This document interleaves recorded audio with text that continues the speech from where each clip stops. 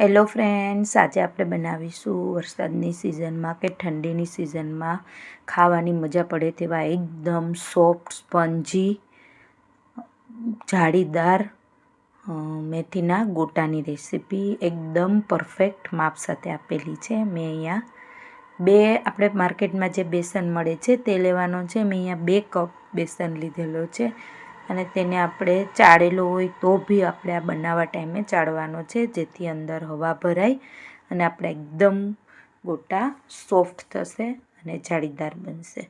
આ રીતે આપણે પહેલાં બેસનને મેં 2 કપ લીધો છે અને ચાળી લીધો છે અને ત્યાર પછી એમાં મેં અડધો કપ મેં મેથી યુઝ કરેલી છે 2 કપ ચણાના લોટ સામે, અને સાથે મેં પોણો કપ મેં અહીંયા 2 કપ લોટની સામે પોણો કપ મેં અહીંયા ધાણા સમારેલા લીધેલા છે, લીલા ધાણા.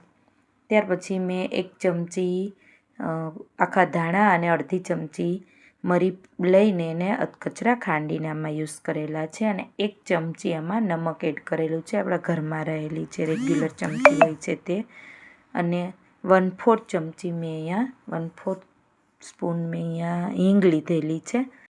4 નંગ મરચાં સમારીને આ બધા જ ઇન્ગ્રીડિયન્ટ્સને આપણે થોડું થોડું પાણી એડ કરતા જઈને મિક્સ કરવાના છે.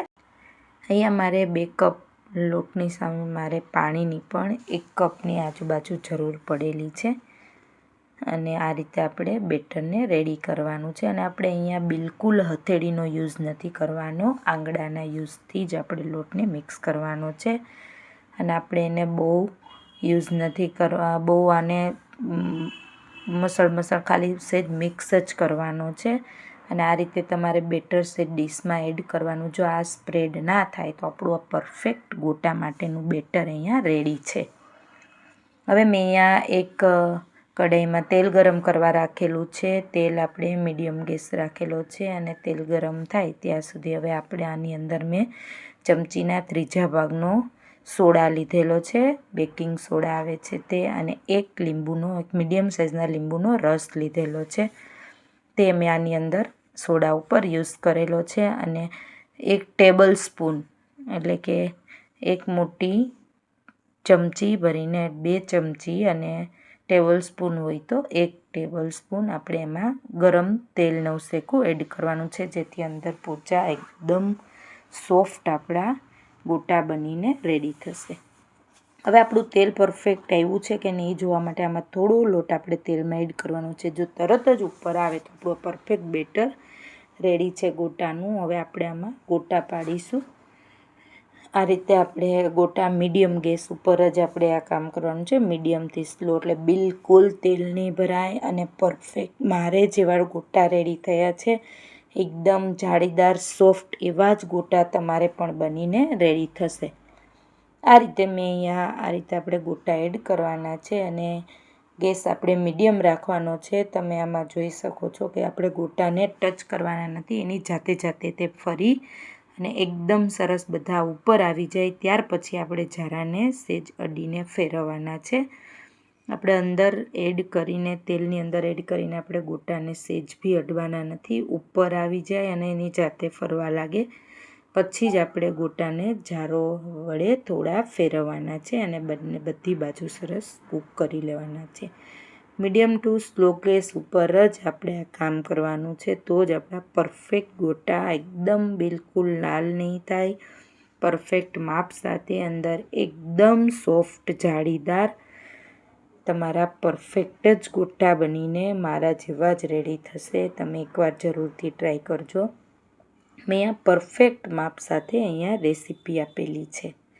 હવે તમે આ ગોટા ક્યારેય તમારાથી ખરાબ નહીં બને, પરફેક્ટ જ બનશે તમે આ રીતેથી રેડી કરશો તો.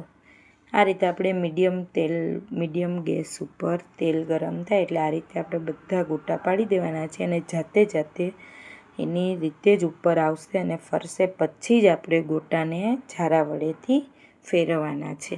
ત્યાં સુધી આપણે એને ટચ કરવાના નથી અને મીડિયમ ટુ સ્લો ગેસ ઉપર જ કૂક કરશો એટલે એકદમ સોફ્ટ જાળીદાર પરફેક્ટ તમારા મેથીના ગોટા બનીને રેડી થશે. ફ્રેન્ડ્સ, તમારે પણ આવા પરફેક્ટ જાળીદાર સોફ્ટ સ્પોન્જી મેથીના ગોટા બનાવવા હોય તો મારી પરફેક્ટ રીત પ્રમાણે જરૂરથી બનાવજો. તમારા પરફેક્ટ જ મેથીના ગોટા બનીને રેડી થશે. તમે પહેલી વાર બનાવતા હશો તો પણ આ જ રીતે પરફેક્ટ માપ સાથે રેસીપી ફોલો કરશો એટલે પરફેક્ટ જ ગોટા બનીને તમારા પણ મેથીના ગોટા આવા જ સરસ બનીને રેડી થશે. ફ્રેન્ડ્સ, આ રેસીપી સારી લાગે તો મારી ચેનલને જરૂરથી લાઇક, સબસ્ક્રાઈબ અને શેર કરજો. અને આવી રેસીપી નવી જોવા માટે બેલ આઇકનને જરૂરથી પ્રેસ કરજો. અહીંયા આપણા એકદમ સોફ્ટ જાળીદાર, બિલકુલ તેલ ના રહે એવા અને એકદમ લાલ ભી નહીં થયા એવા સરસ મેથીના ગોટા બનીને રેડી થઈ ગયા છે. તમે જોઈ શકો છો. આ રીતે ઉપર ગોટા આવે પછી જ તમારે ગોટાને જાળા વડે થોડા ફેરવવાના છે.